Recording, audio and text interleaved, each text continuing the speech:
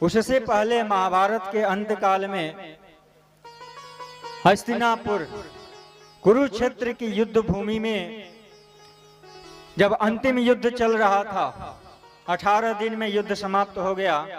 भीम की गदा के प्रहार से दुर्योधन त्राही त्राही कर रहा था। उसी समय गुरु द्रोणाचार्य का पुत्र अश्वत्थामा गया और जाकर के निवेदन किया कि यदि आप हमको अपना मुख्य बनाए होते तो मैंने सारे पांडवों को मार गिराते, लेकिन आपने तो ऐसा किया नहीं।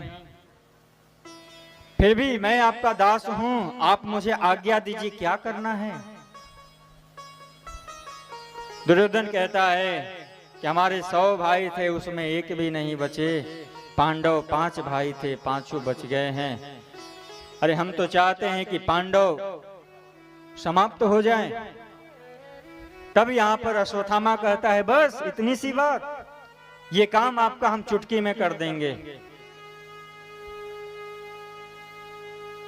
और कृष्ण 5 पांडवों को लेकर के अर्धरात्रि में ही वह कहीं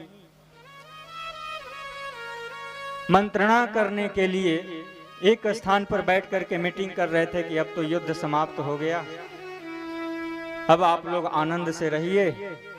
सब अपने शिविर से निकल करके कृष्ण के पास थे और 5 पांडवों के जो 5 बालक थे वो अपने पिता के बेड पर, बिस्तर पर जाकर के सो गए। और 5 लंबे, 5 पांडवों की तरह दिखने वाले। अश्वत्थामा रात्रि में गया और जाकर के उन 5 पांडवों के मुख, गर्दन को अलग करके अलग अलग पोटली में बांध करके दुर्योधन के पास ले गया और कहा, जय हो महाराज, आपकी जय हो। जो आप काम 18 दिन में नहीं किए वो हम 8 मिनट में कर दिए।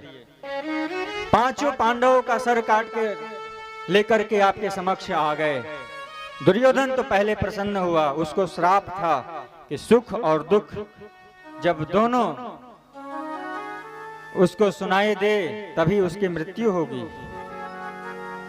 पहले सुखी हुआ कि 5 पांडव मारे गए, लेकिन जब दुर्योधन के समीप उस 5 मुख को रखा गया, बालकों के मुख को स्पर्श किया और देखा कि अरे ये तो 5 पांडव के मुख नहीं, ये पांडव के 5 बालक हैं।